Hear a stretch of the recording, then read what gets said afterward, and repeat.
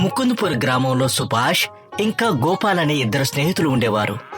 సుభాష్ చాలా పద్ధతి గల వ్యక్తి, కష్టజీవి కూడా. మరొక వైపు గోపాల్ చాలా బద్ధకస్తుడు. సుభాష్ అంత నచ్చజెప్పిన తర్వాత కూడా గోపాల్ ఒక్క పని కూడా చెయ్యాలని అనుకోడు. ఒకరోజు సుభాష్ గోపాల్ని పిలిచి కోపంగా ఇలా అంటాడు. అబ్బా, ఎంత అదృష్టం నీది!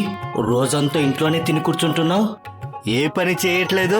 ఎవరు చెప్పారు నేను ఖాళీగా ఉన్నానని? నేను కూడా పని చేస్తున్నాను. నీకున్నది ఒకే పని కదా, కూర్చొని కడుపు నిండా పాయసం తిండావు. అంతకంటే నువ్వు ఇంకేం పని చేయగలవు? లేదు, ఇవాళ పాయసం చేయలేదు, రవ్వతో హల్వా చేశారు, నీకు కూడా ఇస్తానుండు. నాకేం అవసరం లేదులే, నువ్వు నాకు మంచి స్నేహితుడు అని అనుకుంటున్నాను. ఇప్పుడే పని మొదలు పెట్టు, లేకపోతే జీవితంలో ఏమీ సాధించలేవు. సరే ఇంకాపు, నేను ఎంతో సుఖంగా బ్రతికేస్తున్నాను, కానీ పని చేయాల్సిన అవసరం ఏముంది? నన్ను ఏం పని చేయమంటావు చెప్పు. ప్రపంచంలో ఏదైనా పనికి లేటుందా ఏంటి? నువ్వు నాతో కలిసి పనిచేయి. మా ఇంట్లో 4 గోవులున్నాయి, వాడి పేరును